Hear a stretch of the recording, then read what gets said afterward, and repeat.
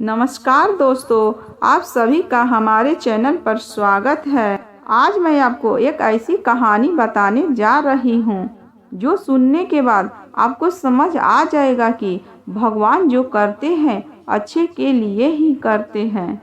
इसके पहले आप मेरे चैनल पर नए हैं तो चैनल को सब्सक्राइब, लाइक और शेयर ज़रूर कर लीजिएगा।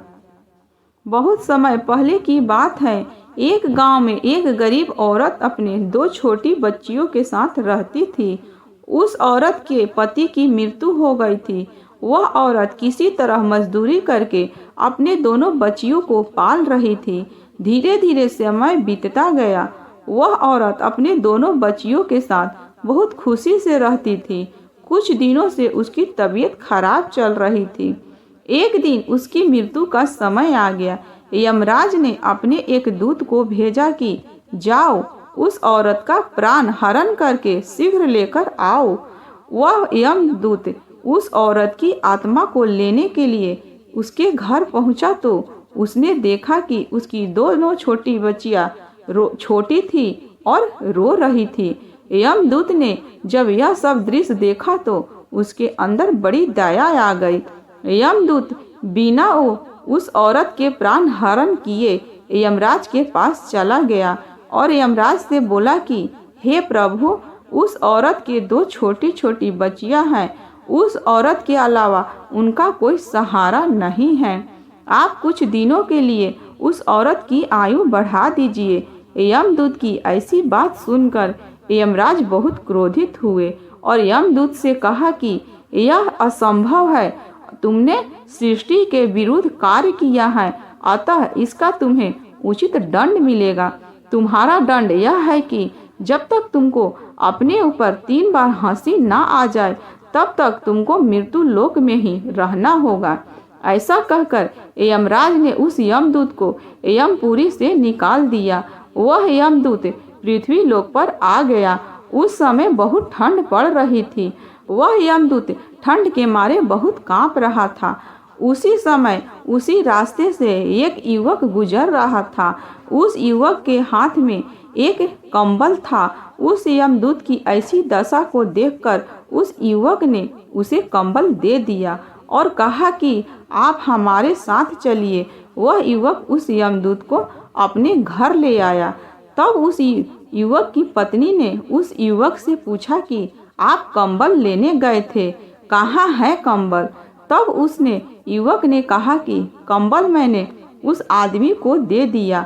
यह सुनते ही वह औरत अपनी पति के ऊपर भड़क गई। उसने कहा कि यह कंबल मेरे बच्चे के लिए था, उन्हें ठंड लग रही थी।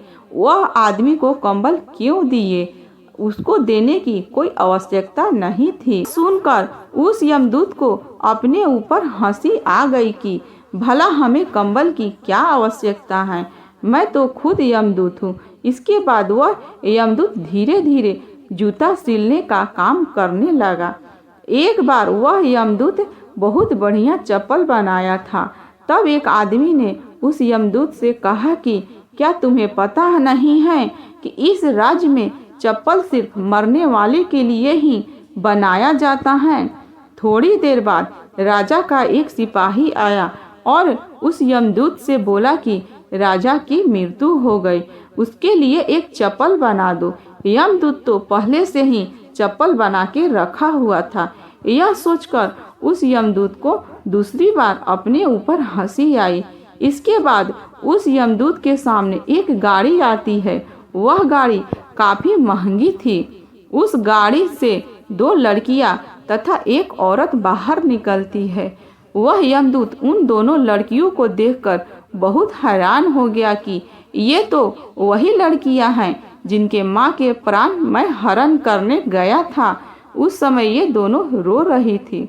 वह यमदूत उस औरत से पूछा कि ये दोनों लड़कियां कौन हैं?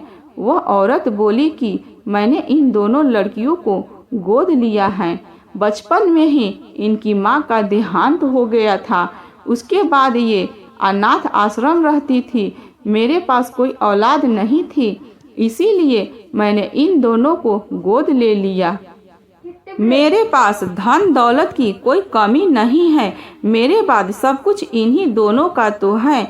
यह सुनकर उस यमदूत को अपने ऊपर तीसरी बार हंसी आई। वह सोचने लगा कि इसके लिए ही मुझे यमपुरी से निकासित किया गया था। आज यही लोग ऐश की जिंदगी जी रहे हैं। इसके बाद वह यमदूत यमराज के पास यमलोक वापस चला गया। दोस्तों, ईश्वर जो कुछ भी करता है उसमें कहीं न कहीं आपके लिए भला छुपा हुआ रहता है।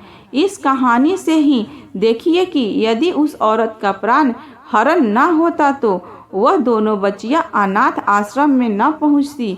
यदि वो दोनों अनाथ आश्रम में न पहुंचती तो वह औरत उन दोनों बच्चियों को गोद न लेती। इसीलिए सब कुछ अपने निर्धारित समय पर होना आवश्यक है।